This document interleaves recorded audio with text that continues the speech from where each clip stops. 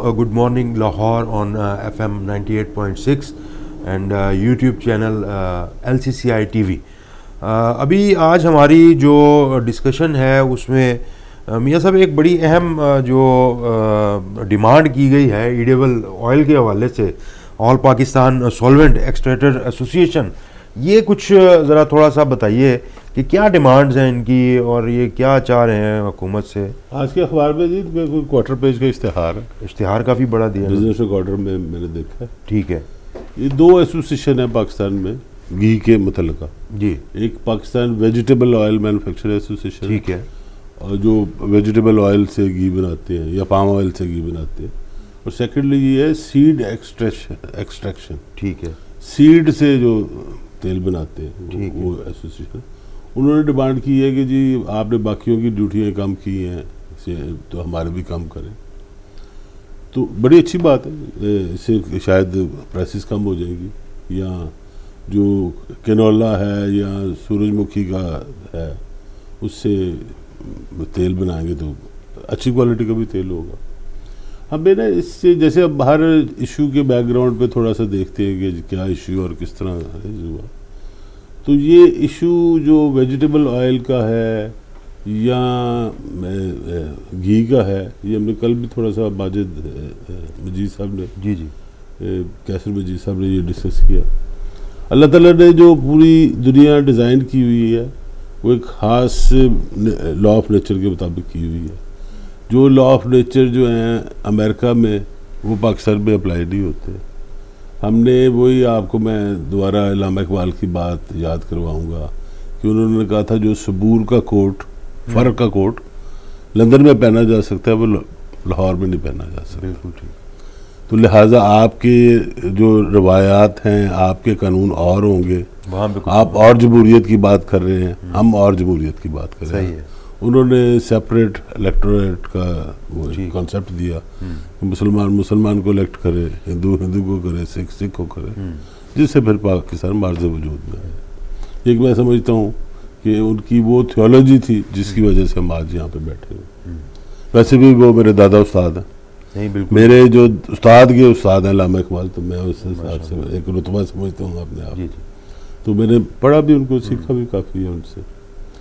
तो इसी तरह जो हम इस वक्त कुकिंग ऑयल इस्तेमाल कर रहे हैं ये हमारे लिए नहीं है, ये एक बड़ी क्लियर कट है। अच्छा, हमारे लिए कुकिंग ऑयल 2-3 ही हैं जो इस हिस्से के लिए हैं, और जो अगर आप वो कंज्यूम करेंगे तो आपको ना कभी चर्बी चढ़ेगी ना कोई उससे सबसे पहले तो जैतून का तेल है, ठीक है, क्योंकि उसका कुरान में जिक्र है, और जैतून यहाँ पे अब पैदा होना शुरू हो गया हुआ है, और आप अगले 4-5 साल में देखेंगे जैतून आपको अच्छी प्राइस पे। और जैतून जब आप इस्तेमाल करते हैं तो बहुत कम, एक देगची में 1 चम्मच, ठीक है, वो भी आफ्टर कुकिंग आपने यूज़ करना। सही है, उसको उसके अंदर पकाना नहीं है, उसके ऊपर छिड़कना है, ठीक है। सेकेंडली सरसों का तेल, ठीक है, जो हम खुद प्रोड्यूस करते हैं और उसके बेशुमार हम प्रोड्यूस करते हैं, मगर हमें ये सिखाया गया गोरों ने और फॉरेन जो हैं कि ये बेहतर नहीं है, ठीक है। हालांकि इससे अच्छा तेल ही कोई नहीं हमारे लिए, सरसों के तेल खाने के लिए, लगाने के लिए, किसी जगह पे इस्तेमाल करना हो आप। हम बालों पे आज भी यूज़ करते हैं जो क्रीमें नहीं यूज़ करते, और जब बाल गिरने शुरू हो जाते फिर हम दोबारा इस तरफ आते। ये भी सेकंड अच्छा तेल जी है। थर्ड जो है कोकोनट ऑयल, ठीक है। कोकोनट ऑयल जो पाकिस्तान में कम होता है मगर हो सकता है, जितना आप हमारे पास साहली समुंदर बेशुमार बेल्ट है। ये 3 ऑयल जो हैं ये हमारे इंडिजिनस ऑयल हैं जिनको हमें इस्तेमाल करना चाहिए, और इससे बीमारियां नहीं आएंगी, ठीक है। डॉक्टर्स के देखिए जो मेडिसिन की तालीम है ये मुकम्मल तालीम नहीं है अभी तक, ठीक है। इसमें अभी रिसर्च हो रही है। मैं जब छोटा था तो मुझे कहा जाता था कि अंडे की जर्दी मत खाओ, आज कहा जा रहा है जी अंडे की जर्दी खाओ, हो गई है। पहले मुझे कहा जाता था कि मक्खन नहीं खाना, आपने देसी घी नहीं खाना, इससे चर्बी बहुत बढ़ जाती है। आज डॉक्टर ये कह रहे हैं, लेटेस्ट रिसर्च ये कह रही है कि सबसे अच्छा जो है वो मक्खन है, सबसे अच्छी जो है वो देसी घी आपके लिए बड़ा ठीक है। तो देसी घी भी ये चौथा कुकिंग ऑयल है। देसी घी के पराठे खाएं आप, कोई इशू नहीं। अब इशू है कि देसी घी मिलता है कि नहीं मिलता, वो एक अलग इशू हम उसमें डिस्कस कर सकते हैं। और देसी घी बनाना कोई बड़ी कोई कस्तूरी नहीं, आप घर में हमारी माएँ बहनें बनाती रही हैं, ठीक है, आज भी बना सकती, थोड़ा सा तवज्जो करनी पड़ेगी। डॉक्टर पे जाने से पहले, उसके मेडिसिन खर्चने से पहले आप ऐसी रेमेडी कर लें कि आपको जाना ही ना पड़े। बिल्कुल। आप अगर देसी घी इस्तेमाल कर रहे हैं, मक्खन इस्तेमाल कर रहे हैं, तो आपके अंदर कुव्वत मुदाफ़ियत इतनी ज़्यादा हो जाएगी कि छोटी मोटी बीमारी अटैक ही नहीं करेगी, इम्यूनिटी स्ट्रॉन्ग होती जाएगी। मुझे बड़ी अच्छी तरह याद है, मैं पिछले साल एक मेरी जो है दाढ़ वो ख़राब हो गई, बल्कि सेहतमंद थी, वो इतनी बढ़ गई कि सामने वाली उसकी ख़राब हो गई। ठीक, मैं निकलवाने गया तो डॉक्टर को बड़ी मुश्किल पेश आई निकालने में ना। तो उससे पूछा, मुझे मियाँ साहब आप दूध पीते हैं?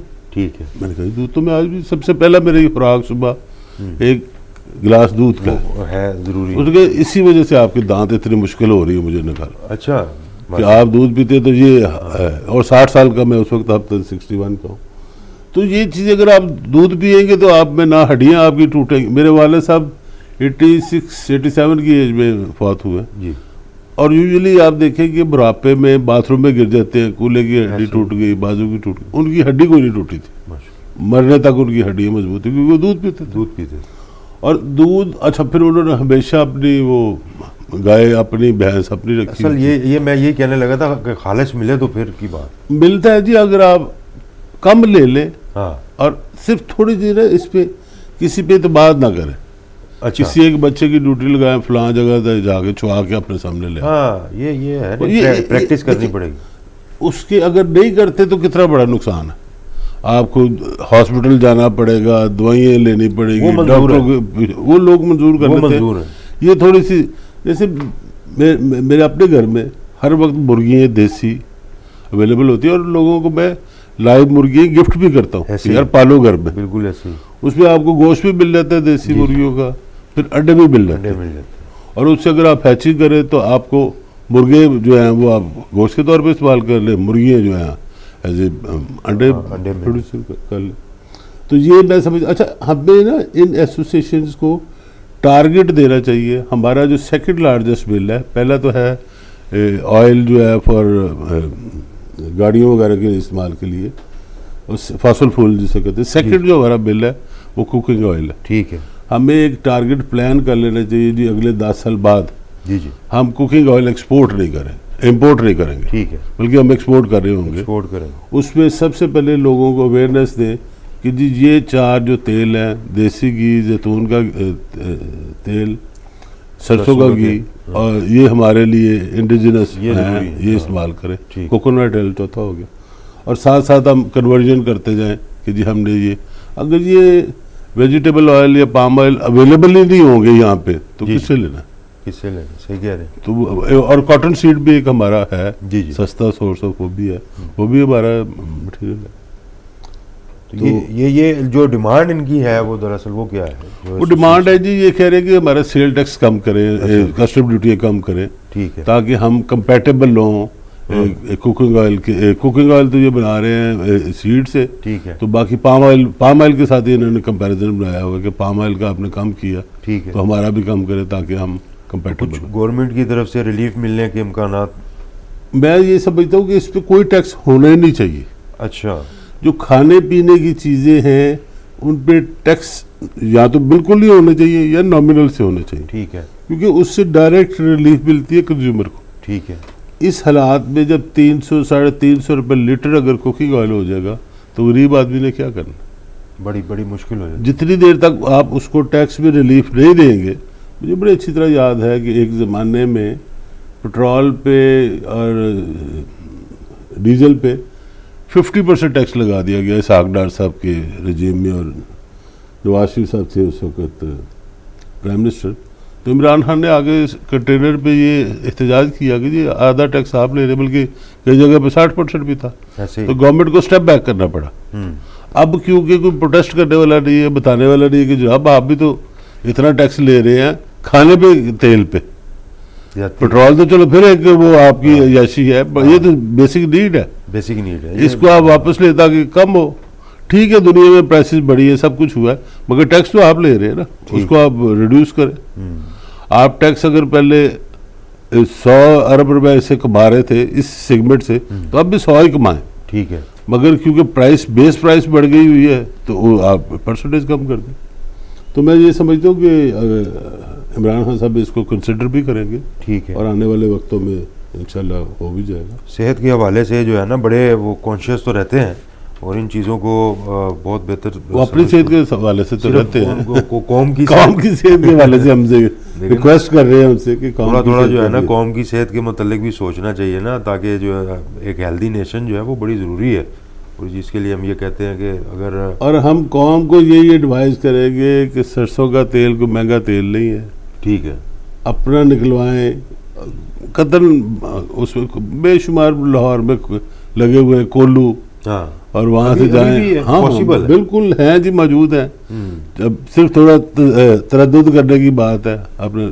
असल में ये ऑनलाइन जब शॉपिंग करने बैठ जाते हैं ना आजकल, कितनी वो पांडा मार्ट और ये वो, तो उसमें जब मंगवा लेते हैं आप ऑनलाइन, होम डिलीवरी आपको मिल जाती है, तो पता कि फिर देखे ना ये कहाँ से फिर सरसों का तेल आएगा, कहाँ से देसी घी आएगा, तो फिर तो रास्ता जो है ना वो सीधा अस्पताल की तरफ ही जाता है। मेरी तो और मसला जी, मैंने उगाना भी खुद होता है। आपका तो ऑर्गेनिक, मैंने उगा के उससे निकाल के फिर मेरी तसल्ली होती है। और उगाना भी होता है।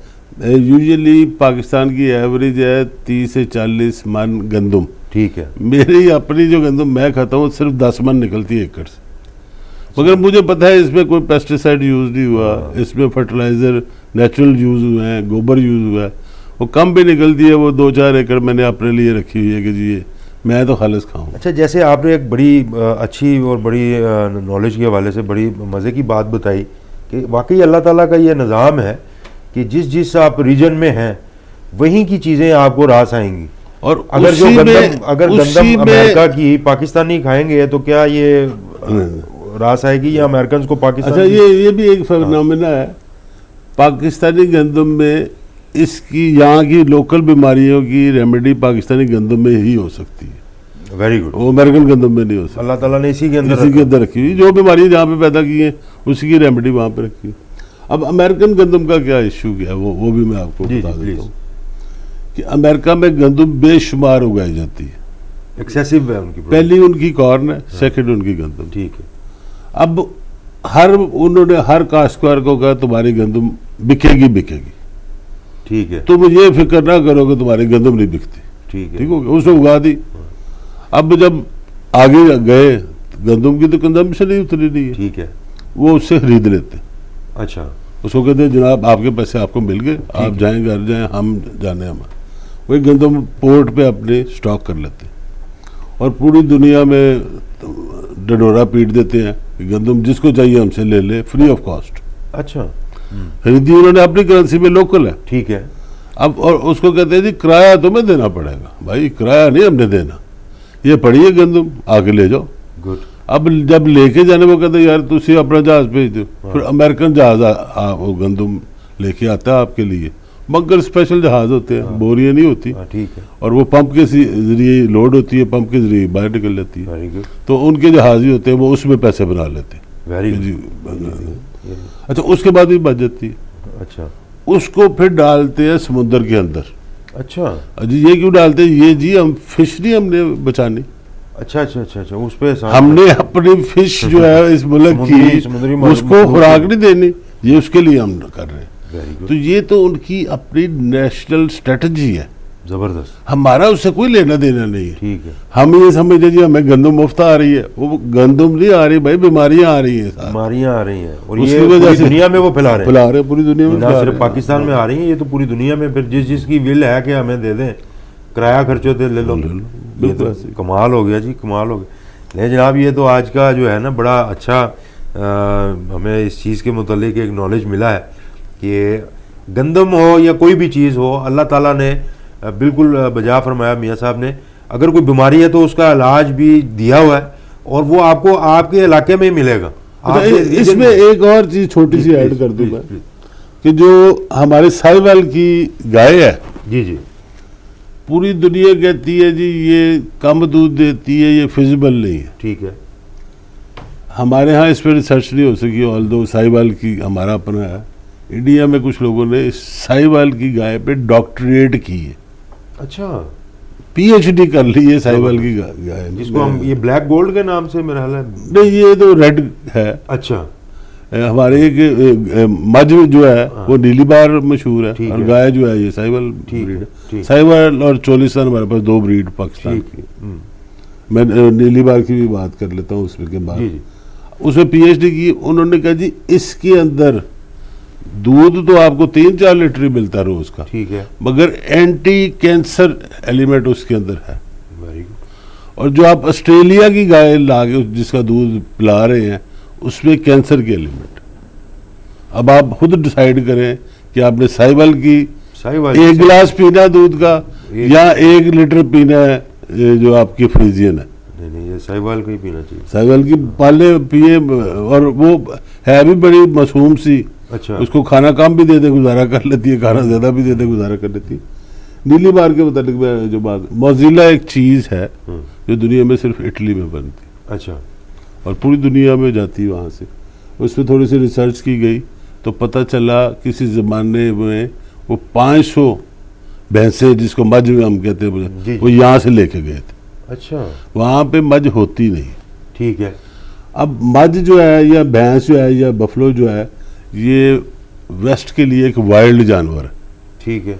वो हैरान होते हैं कि यार आपने इसको टेम कर लिया और इससे दूध लेते हैं आप, तो आप तो बहुत वाइल्ड लोग हैं कि भी। अब वो इससे वो कहते हैं जी, ये जैसे हम नहीं कहते शेर का दूध पिया हुआ है, शेरनी का दूध पिया हुआ है, वो कहते हैं जी ये बफलो का दूध पीते हैं, ये वो कौम है। जबरदस्त। ऑल्दो ये पाकिस्तान, इंडिया और चाइना के कुछ हिस्से में ये सारी प्रैक्टिस होती है, मगर ये दुनिया में नहीं है। मगर मोज़िला चीज़ उससे बना रहे हैं वो, खुद वो उन्होंने वो रखी हुई है, उसे चीज़ बना के पूरी दुनिया को महंगी बेचते हैं। हमें जो कहते हैं वो हम सुन लेते हैं। तो ये दूध पीने का जो टाइम है ये मॉर्निंग में लेना चाहिए? मैं तो जी मॉर्निंग में लेता हूँ। शाम को अगर आपको नींद नहीं आती जी, तो एक गर्म गिलास दूध का, उसमें 2 चम्मच शहद के, वो पी लें, आपको नींद भी आ जाएगी। ज़बरदस्त। नहीं जी, ये बड़ी अच्छी रेमेडी ये भी हमें मिली है, और ज़रूर इस पर अमल दरामद करें। अभी सुबह का टाइम है, लोग नाश्ता भी कर रहे होंगे, और इसमें आप जो है ना, ये दूध एक पूरी खुराक है। चाय छोड़े दूध पिए, चाय छोड़े दूध पिए। और फिर हम भी देखते हैं कि अगर यहाँ कहीं दूध अवेलेबल है तो ब्रेक के बाद बताएंगे आपको कि कैसा उसका टेस्ट था। तब तक लेते हैं एक छोटी सी ब्रेक, कहीं मत जाइएगा, stay tune, we will be back after the break. Thank you. आप इस वक्त देख रहे हैं और सुन रहे हैं गुड मॉर्निंग लाहौर, आपका अपना शो है।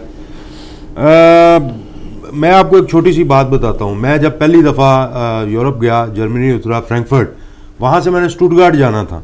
अच्छा, मैंने वहाँ पे जो एक रूटीन में उनकी जो ट्रेन्स का एक सिस्टम है, बड़ा ज़बरदस्त वहाँ पे एक नेटवर्क है पूरे यूरोप में। ट्रेन की टिकट ली और जो उसका था, आप इतने नंबर प्लेटफॉर्म पे आप चले जाएं, वहाँ पे मैं जाके खड़ा हो गया। तो मिनट्स के साथ कुछ सेकंड्स भी लिखे हुए थे कि इतने सेकंड में ये ट्रेन जो है ना यहाँ पे पहुँचेगी। तो हम ठहरे पाकिस्तानी, हमें तो जनाब इतनी ज़्यादा कभी टेंशन तो हमने ली नहीं। अच्छा, लेकिन मैं देख के हैरान रह गया मियाँ साहब कि जब वो ट्रेन पहुंची तो बिल्कुल जो सेकंड्स भी उन्होंने बताए हुए थे उन्हीं सेकंड्स पे वो पहुंची। और उसके बाद से अब तक जब भी कभी हम ट्रैवल करते हैं तो हमारा पहला जो है ना वो टारगेट ये होता है कि यार ट्रेन की टिकट्स ले लें, पास ले लें जो यूरोप में चलते हैं, तो उसके मुताबिक, ताकि हमारा जो ट्रैवल है ना वो बड़ा आसान हो जाए। पाकिस्तान में ये मामला बिल्कुल उलट है।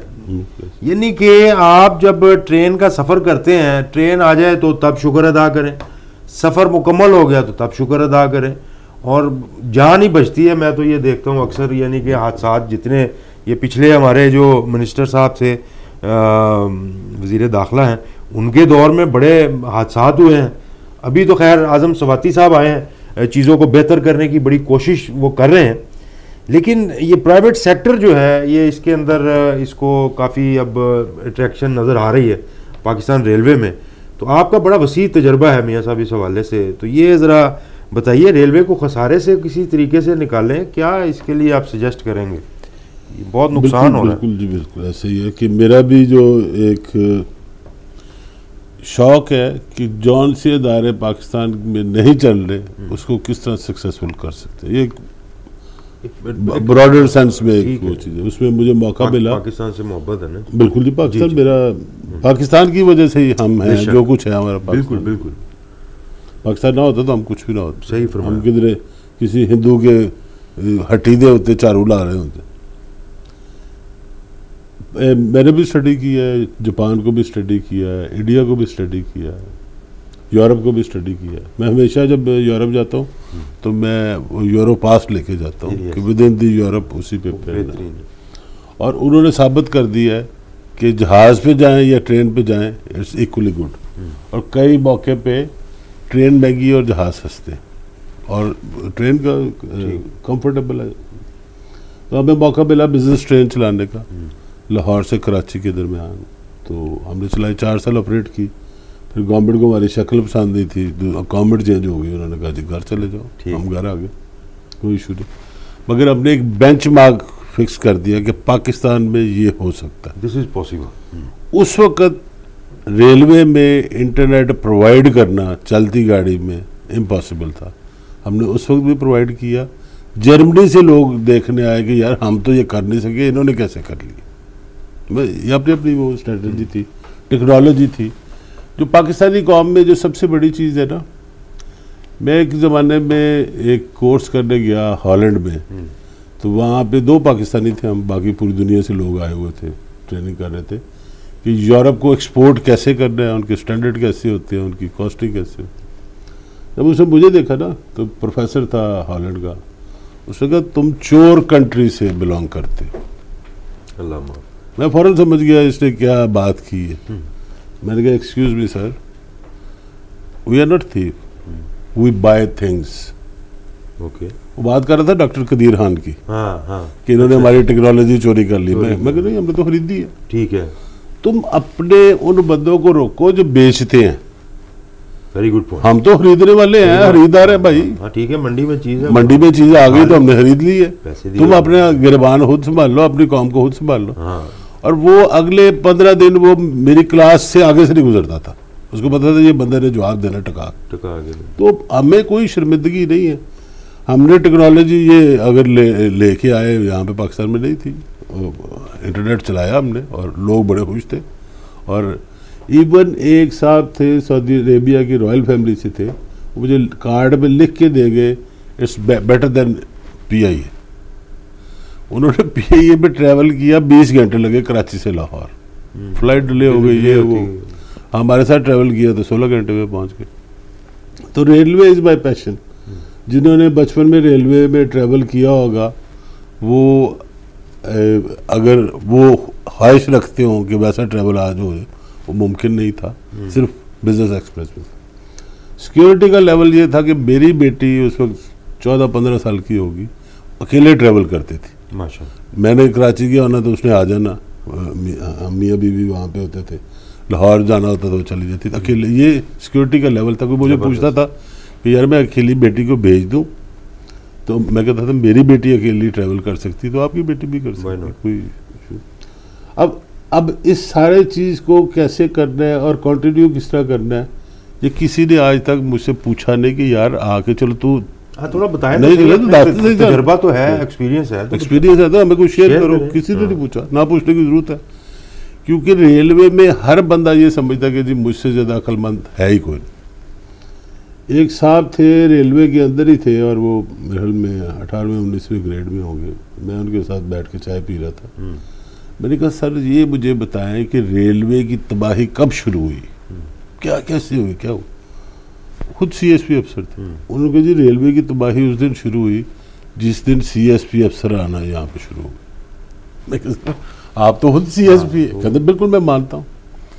हम जब CSP कर लेते हैं, हम ये समझते हैं हमसे ज़्यादा अकले खुली कोई नहीं। रेलवे को रेलवे के तरीके से चलाया जा सकता है, CSP के अफसर से नहीं चलाया सकता। कहते मैं आया, मैं कहा यार रंग बदल दो। हाँ, क्या जरूरत रंग बदलने में? किसी ने ये नहीं सोचा कि ये रंग क्यों लगाया गया। ठीक है, काला भी ला सकने से, ऐसे नीला भी ला सकते। अब रंग भी रिफ्लेक्ट करते हैं कि इस रंग का ये मतलब है। तो आज भी अगर गोरे का डिज़ाइन आप उसी तरीके से चलाएं तो एक्सीडेंट हो ही नहीं सकता। वो पर्ची सिस्टम या उनका कॉइन सिस्टम या उनका बॉल सिस्टम वो इतना सिक्योर्ड है कि उस हिसाब से होता कब है जब आप सेफ्टी बाईपास करते हैं। ठीक है। हमारी मुझे बड़े अच्छी तरह याद है कि ट्रेन का एक्सीडेंट हुआ, टोटल 1 या 1.5 एक्सीडेंट था, 2 एक्सीडेंट थे 4 साल में। ठीक है। लास्ट जो एक्सीडेंट हुआ उस पर ये हुआ कि ट्रेन आगे हिट की मालगाड़ी को, हमने सामने नहीं पीछे से हिट किया उसको। अच्छा।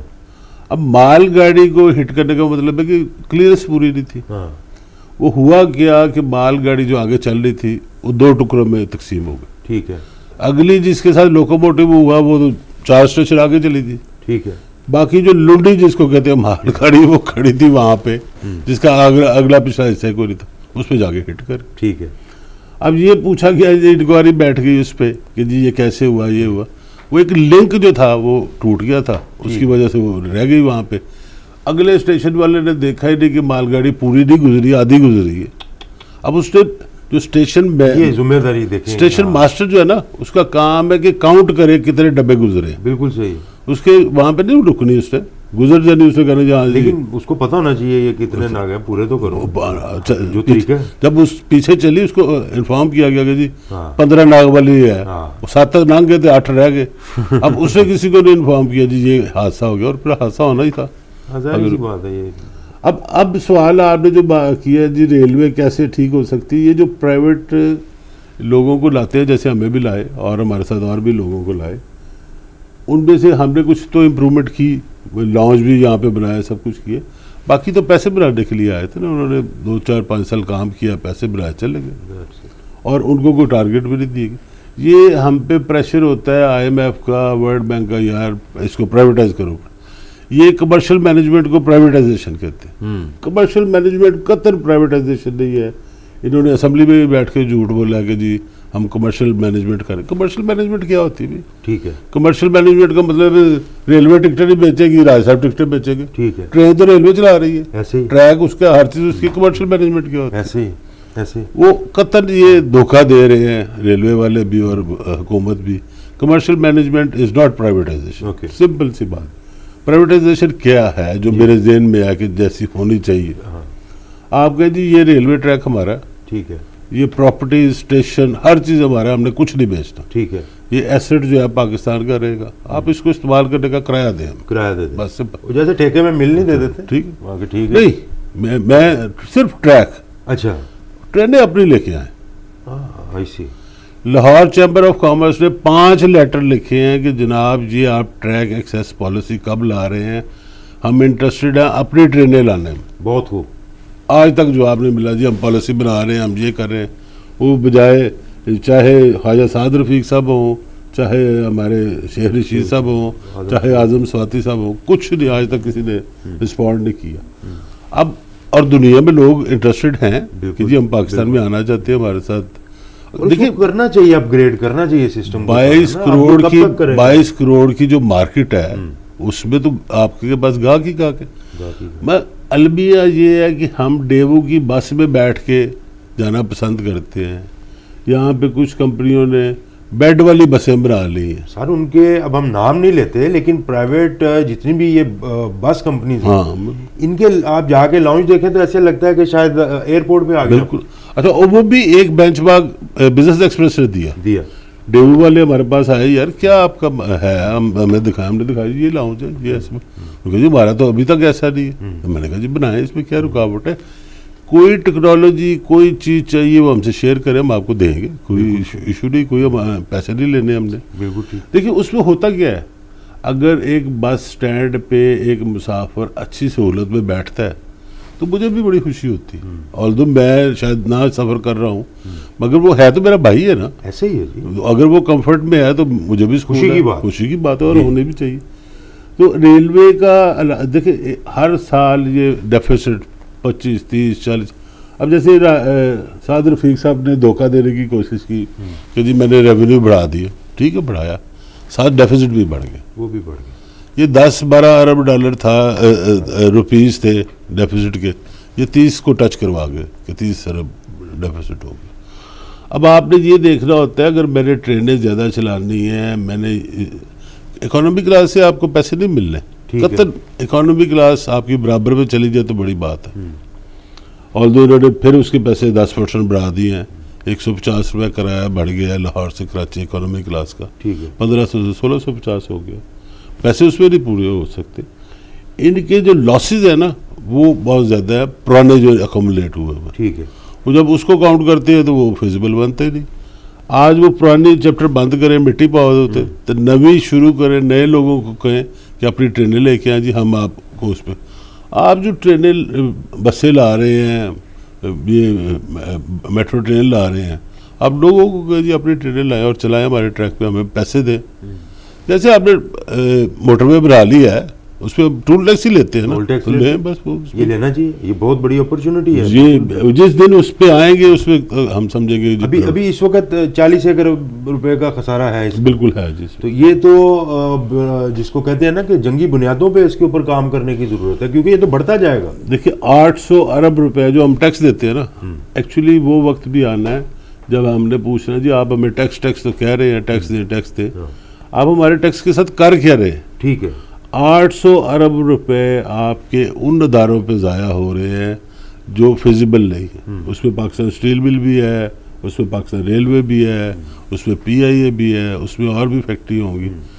ये कुछ ना करे, इन अदारों को बंद कर दें तो 800 अरब रुपये बच जाता है।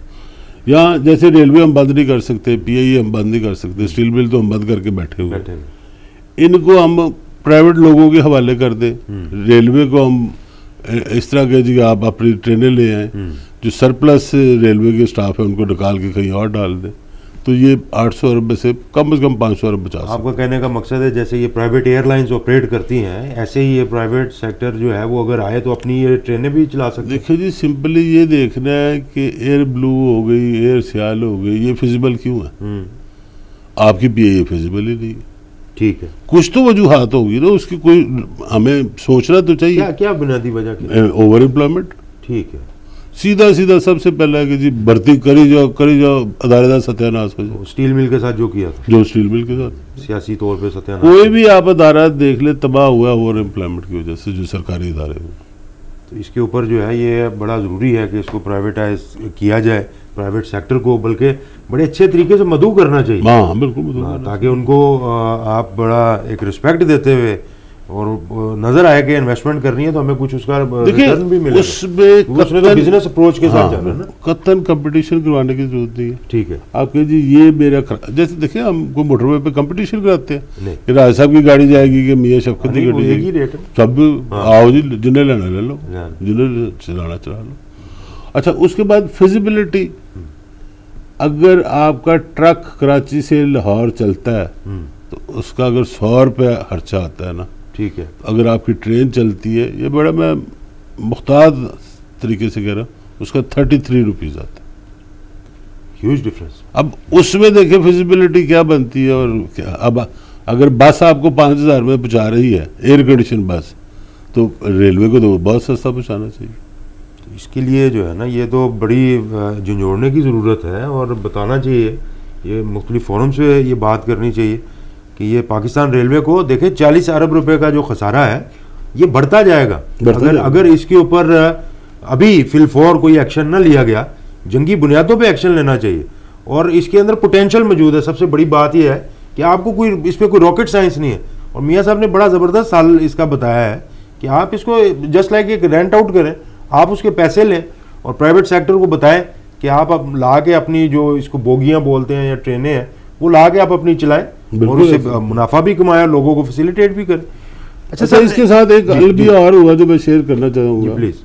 किसी ज़माने में हमारे इलेक्ट्रिक ट्रेन शुरू हुई थी, ठीक है, ये 60s की बात है, हिटाची की, और वो उसके साथ मिला के और लाहौर से हानेवाल इलेक्ट्रीफाई कर दी गई थी। जब तरबेला डैम बना तो हमारे पास बिजली बहुत वाफर थी, तो गवर्नमेंट ने ये डिसाइड किया अब हम ट्रेनें टोटल ना इलेक्ट्रीफाई पर चले जाएंगे, और हर उसके बाद बिजली की शॉर्टेज हो गई, वो आगे नहीं बढ़ सका।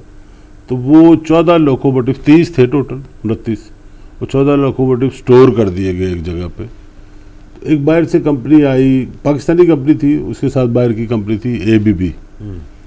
उन्होंने एक प्लान दिया कि जी हम आपको यहाँ पे ये इलेक्ट्रिक जो लोकोमोटिव है ये चला के दे देते हैं। ये इसमें कुछ नहीं करना हमने, ट्रैक यही है, गेजे शेजे यही हैं, इन लोकोमोटिव को हम रिपेयर करेंगे और इसको चला देंगे। अब उनको काम दे दिया इन्होंने कि जी, इसको टेंडर हुआ, सारा प्रोसीजर हुआ, टेंडर दे दिया और उन्होंने लिख दिया कि जी आप लाहौर से नारोवाल 1 महीने में लाइन बिछा दें। ठीक है। उन्होंने जब टेंडर ऑर्डर पड़ा, उन्होंने कहा जी हमने कब कहा था लाइनें बिछानी, हमने तो बिजली की लाइनें नहीं बिछानी। तो उन्होंने कहा जी आप कैसे चलाएंगे, उन्होंने कहा जी हमारी टेक्नोलॉजी है, हम 3 मुल्कों में ऑलरेडी चला चुके हैं, इलेक्ट्रिक लाइनें बिछाए बगैर इलेक्ट्रिक लोकोमोटिव चला दी। वो सारे रेलवे वाले परेशान हो गए, मीटिंग कॉल की, जी बताएं कैसे चला रहे। जी एक बोगी पीछे रखांगे, उधर जनरेटर रखांगे और जनरेटर देगा बिजली लोकोमोटिव को, लोकोमोटिव चल पड़े। और उन्होंने दिखा दिया जी इस मुल्क में भी चला रहे हैं, इस मुल्क में भी चला रहे हैं। और कई ममालिक ऐसे हैं जिनमें दोनों तरफ इलेक्ट्रिक बिछी हुई है, बीच में 50 किलोमीटर मिसिंग है। ठीक है। कहते हैं उससे हम उससे जनरेटर से करते हैं, बाकी उसमें चले जाते हैं। अच्छा, अब ये 14 लोकोमोटिव सारे वर्किंग में आ जाते। उन्होंने रेलवे ने ये ऑन रिकॉर्ड में जो बात पूरी कर, मुझे बड़ा मजा आया, रेलवे ने ये ऑर्डर किया कि इन लोकोमोटिव को विदिन 2 मंथ काट के स्क्रैप कर दें।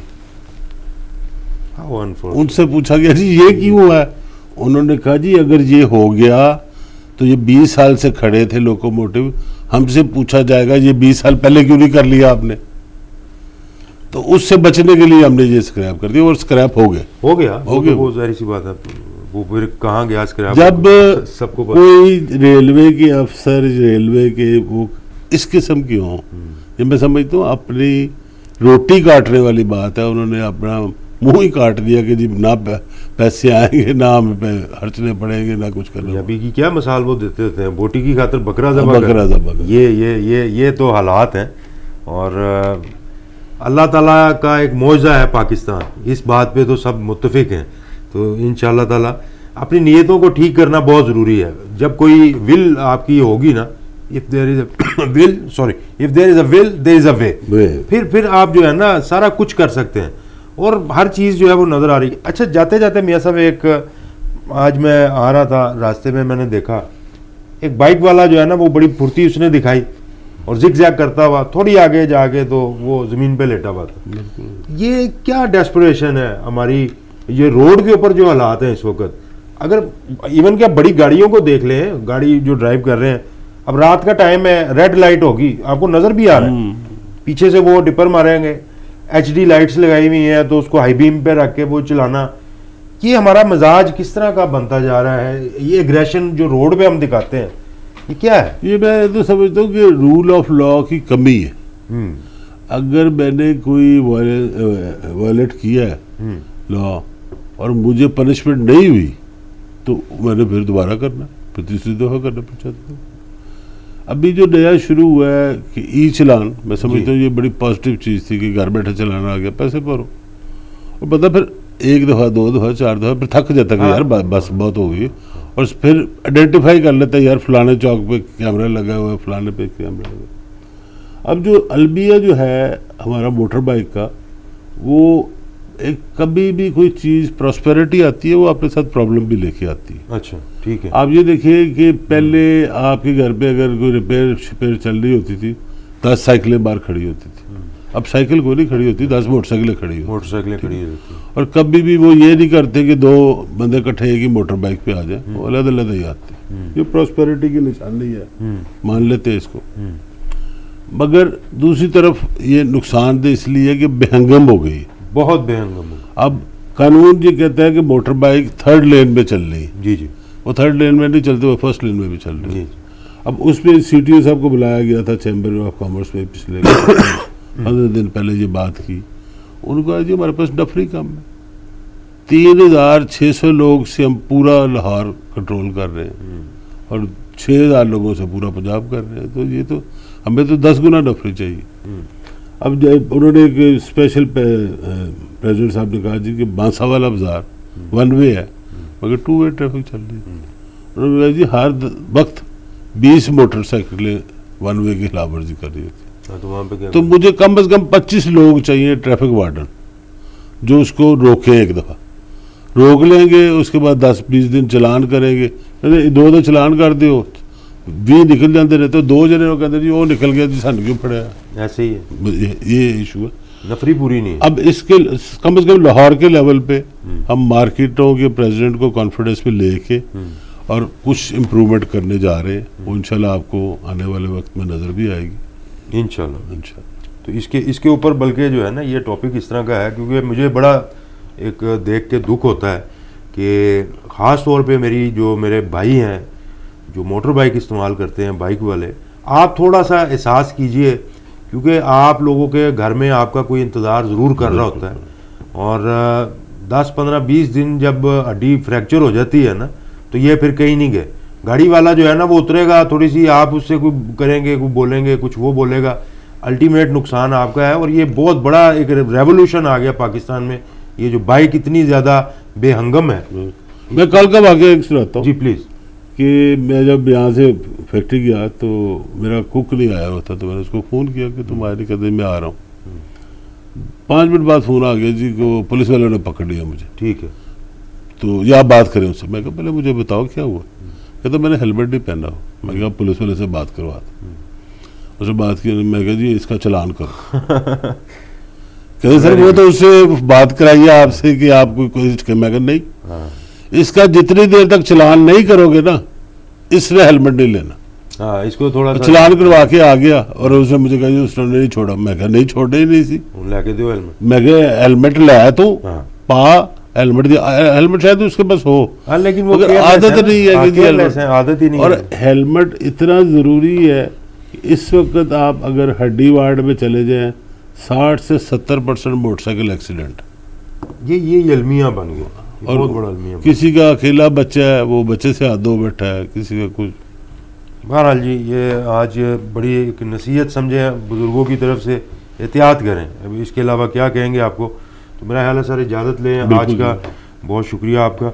व्हाट्सएप नंबर जो है वो मैं दोबारा रिपीट करूँगा, इस नंबर पे आप हमें अपनी सजेशंस, अगर कोई हमें आप कोई सवाल करना चाहते हैं, प्रोग्राम में शिरकत के ख्वाहिशमंद हैं, तो ये नंबर आप ज़रूर नोट कीजिए। इसको हम अपनी जो स्क्रीन है उस पर भी नंबर ये ज़रूर देंगे, 03319176666। ये हमारा व्हाट्सएप का नंबर है। यहाँ पे कॉल मत कीजिए हमें, आप अपने मैसेजेस जो है वो यहाँ पे सेंड करें। गुड मॉर्निंग लाहौर आपका अपना शो है, इसको यूट्यूब चैनल पे आप ज़रूर लाइक भी करें, सब्सक्राइब करें और दोस्तों के साथ शेयर करें। लाहौर चैम्बर की एक बहुत बड़ी ये काविश है, और हम यही चाहते हैं कि सुबह सुबह आपके साथ थोड़ी सी गपशप हो, बड़े लाइटर मूड में, और बड़ा इन्जॉय आप भी करते हैं। बड़ा अच्छा पॉजिटिव इसका फीडबैक भी हमें आ रहा है। वर्ल्ड कप के शहर में पूरी कौम जकड़ी हुई है, उसको लेके और दीगर इंटरनेशनल इश्यूज़ के ऊपर मियाँ शफकत साहब से हम पूरा तज्जिया लेते हैं। और मेरे पास एक सवाल है, लेकिन अब वो सवाल जो है ना वो मैं कल पे डालूँगा। सवाल ये है, मेरे किसी दोस्त ने ये कहा कि मियाँ साहब जब भी आप उनसे कोई सवाल पूछते हैं तो इसकी एक पूरी लंबी उनके पास एक दलील होती है, तो इसकी क्या वजह है। तो ये कल इंशाल्लाह मियाँ साहब से पूछेंगे। तब तक के लिए दीजिए इजाज़त, अपना ख्याल रखें। अस्सलाम वालेकुम।